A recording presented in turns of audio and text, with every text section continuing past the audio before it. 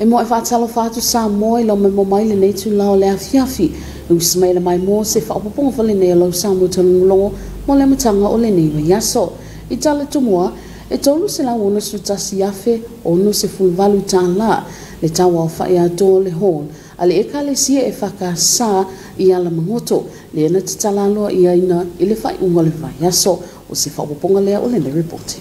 A whaiele atina e le li ili fale e ngā lulu e fua i la tau o e atina e. O le fwoi tau le mai le a fionga pa ia le tua. O manatu le e ka le sia wha apataptonga Kirisiano Samoa i ala mangoto e whai mawhi au tawa. O le wha mai aina le o le ne ngā luenga tele sa whia ngai male e ka le sia. O le sasunga il whailo tusa le pulenga pia sifo lea. Le sasunga tala le toa i fafo le na ta ita ile nei fa moe moe i se sauni ngā loto e fa pa ia ina ile nei ngā luenga tele wa mai a. Tātou mōni mawina i ngā luenga tele e ia ile fa moe moe o la mangoto. I masani uno toi whangu mai ai i le mawhawhau nisi o tua a. Toa o a inga o nuu mātunu wa fe atu me la sale te ulonga o la to foi tau ti nga ma me na la to fai nisi na te wau lava ina mau so i fua mola e le manatu fai molo la to taimi le foi wo tatu mun wi ai fa pena foi la nga inga le lumana o la le fai salamo o to lava na to i me ti nga ai ai le aloai o aila e sao i fale o le tua. O ai mawhai o na sao i ai e whaafsanga i ma le sili ese o le tua. O ai mawhai o na ulu le fale whaapitoa e whelua e yuso. Tau pule whaatasi ai ma le tua o me manui ai a inga o le nuu ma le ngā luenga le tua. Pio le vai fa penale nei toa talo bau ta vita. Ile ulu fale atu ma le ulu fafo mai. O lana le fesili. O ai ma fai o na sao tutonu. Ile sao iairi tangata e fifia e tau taratala. Ai musu e tinga. Ma ile sao fo iairi tangata na alsa valiane. Ai au ngota e tau tō. O le whale mo ilan tō, tau tō i mea ti ngā ai. O le solo muli mo o le aloai. O le tau tinonga ma le mawhauwhaunga whale leo mā moe o le nei tangata, no nei toa. O le leo mā moe o lo na te mā. E leo se whaiwai whaingo fie. A o i le whiteia i ma le vevela o tuafa. Munga la. Tau se ili se paolo ma se vai mo manu. Mai se lava i le pōngi sā. O le malu o le pō. O le ngā oi e whialu alua i solo. Ma le talili o le tangi o leo manu whiai. O le leo maa moe le solo muri. E le i alo fo i ti ngā o no le mena tautō ai i lona te maa.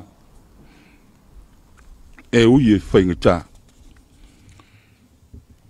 Lau tō whai o le mutu o whaiva. Whale whao lau tō wā inga sāle malama. Le tau whare mau lau sunga i whare tua. Mai se le mau lunga o le kāre sia i ana mangoto. O lava i whanau. E ua mata ina le atuao. Pe o upu le whale turu i tau. O le maota o soo na te iau. Tali mau ma tau whale mau ai. Au le au sanga po mau. Pa ia le leo. O le au na whatawa. Fofonga tau mori o le sunga tua ina. Efu. Te mau le pulenga o tātou le awai. O no lo no tia ia tunu ma mau. I wawao masao le nei vai tau. Au lo me natu mai. Lo tō wā Sofia le kāresia. E foi le au whainga luenga ma le pulenga pia sipo. Ma tō te whamalo ma whawhita yatu. tai lo to nga patia lo to ti nga ile tua ile nei nga lo ng tele ma lo le toa ma lo foi nga lu e fatas o le nenga luenga tu salia ma le tolu sela wono su tasi afe ma le ono su valu ta lalo ne ta wa fai e na sono manino le sunga le tutupa le ka le si ala ngoto e ala le tala o le nga luenga o le nei nga luenga ina ua mai au na tongina le matu ai ta lafu i le fale to fale po le mota to fale o le fa fe ngainga ona yai leo se to fale kalesia o le ase i mapu te isi ane se i faisi na malolonga ai a mata ona ta pena mo le fa moe o le ngaluenga le wo to mai mo ma sila ma yai le so ile tau sanga mo to na ile fo tanga fale kalesia o ina na fai ai lore tonu o le a mata le ngaluenga ile tau sanga nei sa mato baba ai ia po le ase tulanga o le ayai ina ua umala ona fa tino ia le ato le fale ia sa mato fai lo le tau fa tai ia fa ta tia mai o le lua se lau valus fulu male lima feta la lo na tau fa tai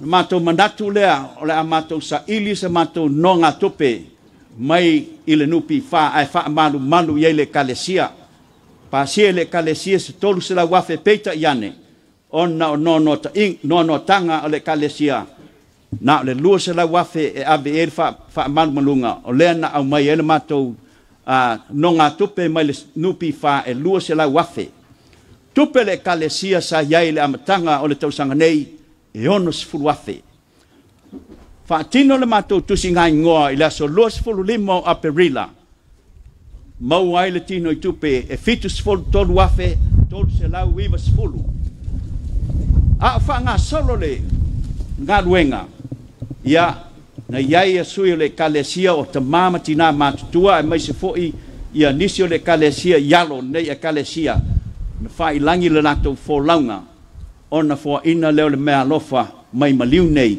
e se fulu ta siafe ta la o le mea lofa ale o matua fa le nganga i le taimi o le ngaruenga na toe fa popo mai le lima fe ta la ona matou faia leo le lafonga faapitoa i le aso lua sefulu ma le iva o aukuso i le tausaga nei lava lua vaiaso o talu ai ma matou maua inā i le fasefulu tasi afe ono se lau fitu sefulu valu afe tālā o le aofaʻi o le tupe na faatino ai lenei galuega tolu se lau ono sefulu tasi ma le ono sefulu valu tālā o le sunga le falitua o le faifeʻautoe ina o le matagaluega le falitua ia hana efu le ana ia o tina lipine e tatalaloaʻia ina ai lenei galuega tele ua mahea tatou mo le mauina le galuega sa faia ma le loto i le atua e auaunaga mo le latou punoa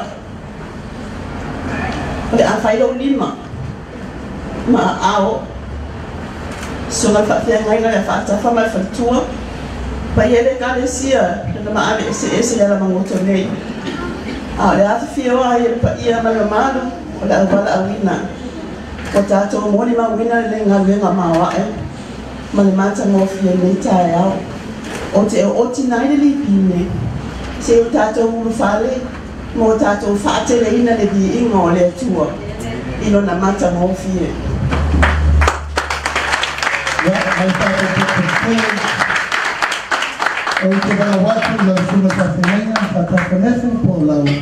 o le tamao le ekalesia le suga le taʻitaʻifono o le ekalesia aoao le susuga le toeina iā iosefa ulelea le ana fai masua le e fakasa aoao e faafetaia le soifua galulue o le ekalesia ia lamanoto ona o lenei galuega ua mafai ona faamaeaina ua le tautua o le atua ma lana galuega ae le gatai lea na ia tauaoina foʻi se mea alofa tupe mai le ekalesia aoao mo le ekalesia ia lamagoto Whaleo atu le nganga le whawhitaitele. Ma momori atu le nganga le whamalo. O ia o lau e ka le sia le mangoto. Lele wa e malo lau whatautainga. Le ngata i le whita i tunga. Lau sunga le whawhengainga. O lau tō whānu tō whaiva ma le ainga sal malama. A le la ina ma le timu ia. Pa ia o le kalesia iona tūlanga whalupe. Ana mangoto se teimi o na sao noa leo lau tō te uoa. Tala o le nei ngā ruenga. Ana mātou mō ni mau ma le vaai. Mātou te whape atu. Wala fo ia i tu tono o lau au lotu i le aso le nei. O ata o le tasi. O le manatu au tūle nā o le nei aso. Tusi whaitau aso. Tusi whaitau o le karatia. Tusi whaitau aso manona manatu au tū. O tasi. Io e taritonu. Sa autou soala pule. Sa autou tala noa. Sa autou fetu na i mafua fua. Ale a whape whea ona whaatino le nei whea au ma le nei ngā ruenga tele. Sa autou sa ili, sa autou ngā rurue, ma whau le nei ngā ruenga i me tele. Se iau ina tino mai, le nei maota mātango whie wa tasi. Leo autou wala au mātou. Wa mātou sa vari mai. Wa poto la au lotu ma le kalesia. Wa tasi le loto. Tasi le manatu. Tasi le wha moe. Tasi le wha tuanga. Awhisiri ai sea. Leo lotu wa pāpatiso ina i keviso. Mo wa ofu ya keviso. Wa so i fua le mawhau o keviso. Wa iloa whai mea le leima mea mātango fie. Ina ia vi ia ai keviso. Le ao le kalesia. O le upu moni. A tātou whātasi o tātou tutu. A tātou taito tasi. Ua pau. Nau sunga le whawhenga inga male. Wharitua maripai o le kalesia. Mai lato umalawa sa whai le sao ma tauti ngā. Le nei ngā alwenga tele. Le wa tū le whai la. Wala foi ai ata o loto wa tasi. Loto whea alo whani. Loto au na ma le fia i le ri. Ai siri ai. Se ata o se kalesia. Uma ona pāptiso ina e Jesu keviso. Le li ma le whaola. Whamalo. Malo ngā rurue. Malo le whatotoa.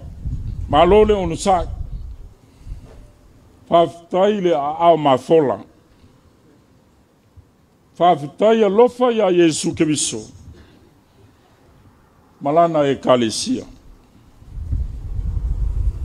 O lou la ina, o lou timu ia. O lou maa o sia ma lou wafngia. O leu pumoni. E lea i lava se mata ua. O lou wafu e si sina fua. Ile ele o nau ke viso malana tala lelei. Ele ai. Ai sea. O loo si la fia ele tua mea uma. O la saulo ya tavita. E te whaia e oe me sili. Ma e manu malo ai pea. Wamanuia le tua. I le nei taulanga osi. Mo autou whaia. Mo le tala le lei. Manuia le tua e lau sunga le whawhenga. Inga ma le wharitua. Utu pupu ina lau luautu. Wale ngā alwenga whai. Tupu mai. Pa ia lau whai ngā alwenga i ala mangotu. O lava ina ia tātou whanau. Pa manuia le tua. Manuia o maota mau pā. Manuia o lawa. Ia tumu pēla utu. Wale ngā alwenga. Malau tau tua. Ia Jesu malana tala le lei. Pa manuia i le nei maota. Ma le whao ngā ina.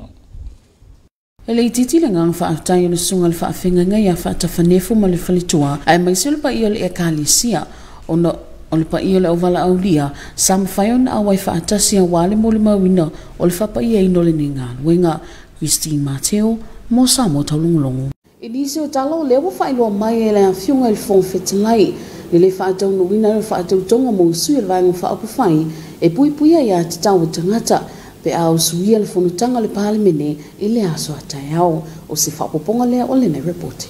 Mo sila fio le aso ataiao leo le au suia ai le ulua i fonutanga le palemene o Samoa. Talona tula i mai le vaenga wha upu whai le wha atutu ele atua Samoa watasi po le fast e tau aveina le whainga malo Samoa mo le isi li matausanga. Mo sila fia o le aso luas fulfao me lua whelua tasi le ana wha atau toa loa ia ina ai sui whai pule o le nei vaenga wha upu whai.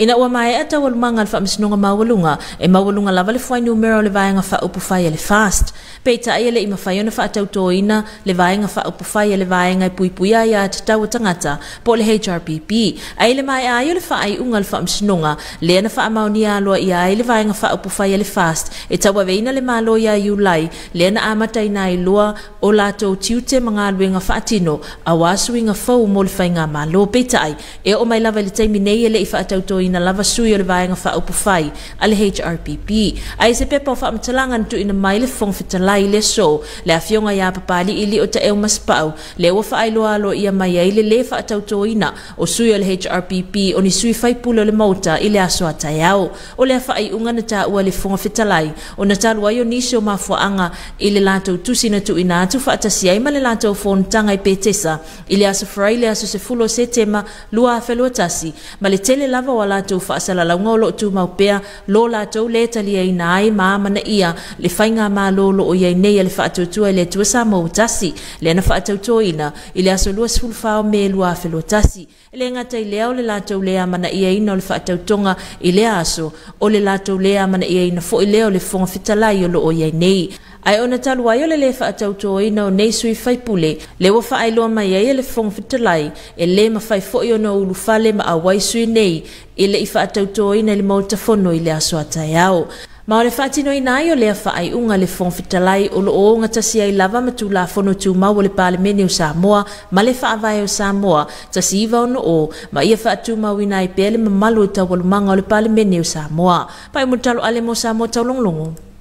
O le aso se fulu lima o ke topa lua whelua sputasi, le uto i tolo po ina ai le mta upu, o le leo sita ia le opolua inga le wha amslunga, e wha sanga i le vaenga wha au whai, e puipuia ia te tau tangata a le latu taitai, o se whapoponga lea o le ne reporting. O le talu sanga le vaenga wha upu whai le wha atutu ele atua Samoa tasi na ia molia le sa avea mapane mi o Samoa le sunga tu ile epasa ile le malia linga oi le sa funga fitalai le sa avea malo i sili ma le whai lau tusi le fono whai tu la fono o lo wha malo lo le tu maunei ile molianga o le leu sita ia le o whai unga tu ina mai le wha amsinonga le uto e wha upopo ne ia ile isi tu a wha ia ila tau lo o molia mua ile lava molianga o le leu sita ia o polo inga fa misinonga po le contempt of court o ila to wato e fa o popo le na fa tulanga inaita penanga fa misinonga mawalunga ile so le elfia ile afionga ya fontoe no ofisili pia la wofo fa ila utusi le vaenga fa opu fa ile afionga ya le ala ile pule rimoni ayafi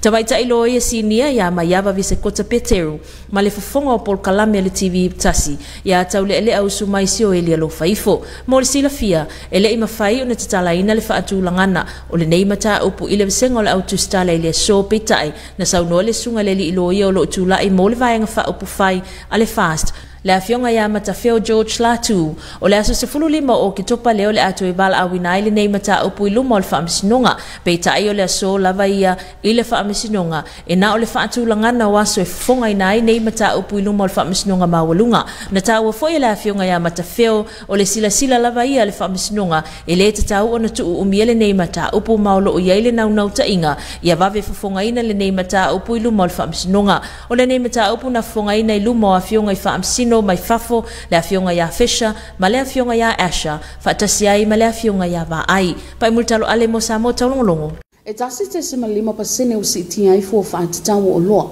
mo le masino au kuso o le tausanga nei se au tilinga le o le ne report if amo mongolo fiso fa numero fa mo wina e tasi te se malima pasene Le wasi itia ai fua whaatitawa o loa mo le masino o kuso mai ai ula i o le tausanga nei. Ai 5% o mawalunga mai ai ia au kuso le tausanga na se mawai atu nei. O le si tanga ia fua mai le si itia ai o pasene o loa wina mai tutono le atunu le e 2% e awhi ai le mawalunga o tawa o loa e pei o mea tau mafa swa o mawaila au mo le soifua maloloina.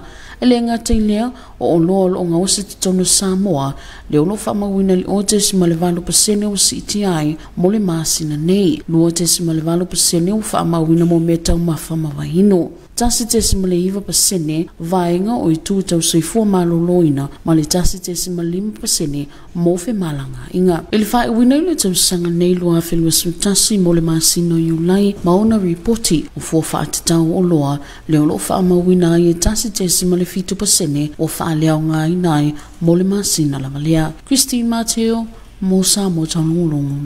Se vai ngalata mai ni wingo le tau mo le pone ma le aso atayau. Tala falafa sa mos fa poponga fa le nelo tala tau malam tanga le nei vai aso. Ata fa fa nol tau o sa vile feo lolol malo selva tu elawanga le mta polu o lo afie nei sa moa. Mai au mai au manai timu e afie le atu no. Tala tau mo lau fa nual poana nei e matele na langi le se ia vanga nei timu. Mo la solua o le ata ulva va solo ai timu. Mo onga sami matul po nei o sa vile o mta polu ngal vai tu elawe luali mga toli mga kilomita le tula. O nga luta si tes man 5 mita mo la so ataya o sa vile mta polu luali mga toli mga kilomita le tula. O nga luta si tes man 5 mita. O nga sami sa hotel po nei o sa vile mta polu luali mga toli mga kilomita le tula. O nga luta si tes man 5 mita mo la so ataya o sa vile to olo luali mga toli mga kilomita le tula. O nga luta si tes man 5 mita. Tala tayo la so tu imal tayo les fulmal lual baveao pele el mai tayo luas fuliva minutel fitu atayao so tu ito evalo minutel tasile oli on tayo pele ele lol tayo to es fulu minutel il fitu le fiafi. Mau se reporte le nal talo tayo sa mo le ne fiafi session fa poponga le so atayao Manuel Porto fa soifua. O le afaisin tātu malolonga pupu umo whasalong whapisinisi o na tūtali mai lea molinga ngana whaperitania. Your TV2 News will be right back after the show comes will break. Greetings and talofa lava, welcome back for English Bulletin for the beginning of this week. Leading our bulletin, more than 360,000 tala, the total cost of the new Alamangoto Congregational Christian Church Samoa Hall launched last Saturday. Here's more on this report. If the developers will work in vain, this is a scripture from the Bible that the Congregational Christian Church Samoa at Alamangoto believed to describe their members well as they officially opened their new hall project last weekend. The Apia West Sub-District Secretary, Reverend Talalele Tuafafo, led this event with a short ceremony to thank God for his blessing upon the Alamangoto congregation now that they have completed such a big project. The total cost of this new project is more than 300,000 tala, as stated by the congregation treasurer. The wife of the elder of the Apia West Sub-District, Hana Efu, was given the honor to cut the ribbon to officially open this new project. The chairman of the Congregational Christian Church Samoa, Reverend Elder Josefa Uilele, spoke on behalf of the CCCS to thank the Alamangoto congregation for this work already being completed. Not only, but he also acknowledged the support from all members of the church, because without their help and their faith in God's work, this wouldn't be done and completed. He also presented a 10,000 tala monetary gift from the CCS to Alamangoto Church and also their great support. Solone Mobalese for TV2 News. The Speaker of the House confirmed in a letter today that there will be no swearing in for the member of the Human Rights Protection Party, and that will not take place during Parliament sitting tomorrow. Here's more on this report.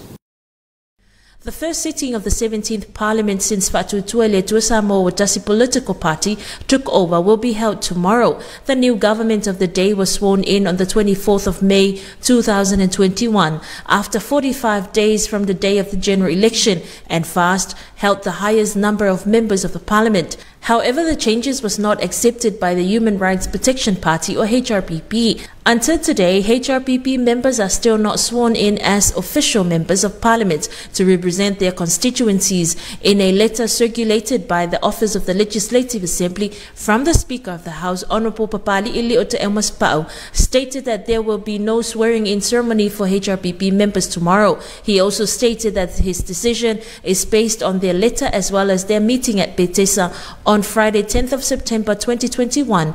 Coupled with the party's numerous broadcasts, there is continual opposition and non-acceptance of the current government led by the Fa'atuatua Letua Samoa Watasi, who were sworn in on the 24th of May 2021. Not only that, but their unceasing refusal to accept the swearing-in which occurred on the mentioned date also means that they do not accept his position as Speaker as well. And since there will be no swearing in for them on Tuesday, their members will also not be allowed and attend the first sitting of Parliament tomorrow. The Speaker of the House decision was made in accordance with the standing orders of the Parliament and the Constitution of the Independent State of Samoa 1960, as well as to maintain the honour of Parliament processes and procedures. Pai Murtalo Ale for TV2 News. In other news, the matter of the contempt court is now being adjourned to 15 of October 2021 against the leader of the HIPB and other members. Here's more on this report.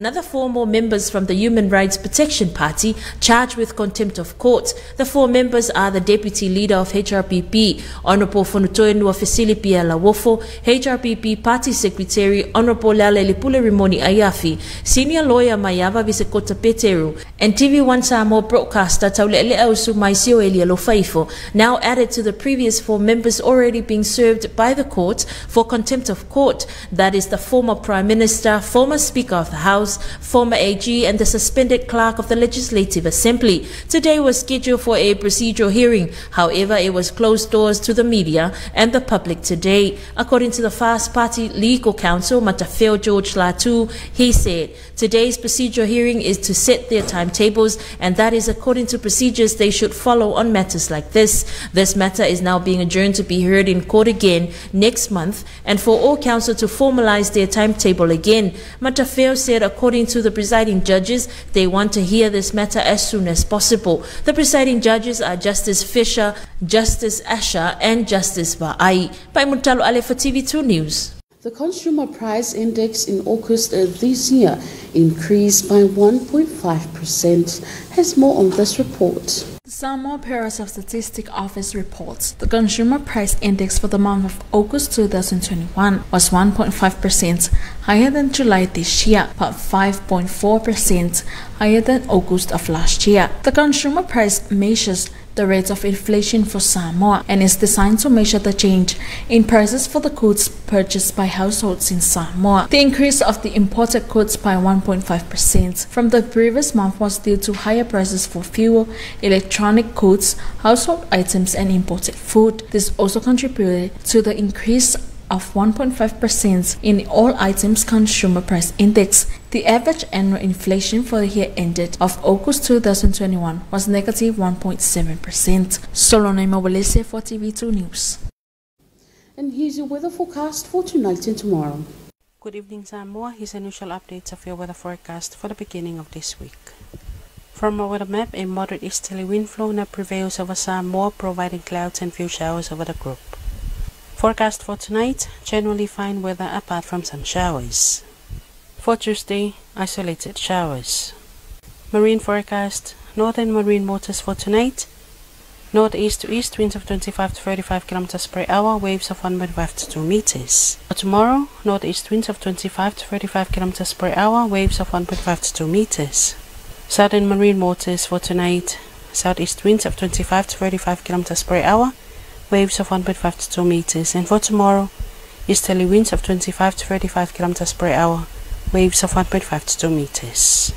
And the tide table, high tide will be at 12 midnight, low tide at 29 minutes to 7 tomorrow morning, high tide at 8 more minutes to 1 in the afternoon, and low tide again at 10 more minutes to 7 in the evening. And that is all from your weather team for tonight. Until tomorrow, good night. And that is the end of your TV2 News for this evening. Thank you so much for joining us. Until then, good night. Ole whaingole nā lau Samoa talungulonga wale nei wangole a fiafi, whaatei tele le mai mo mai, e mole tau nei tō whasoifua.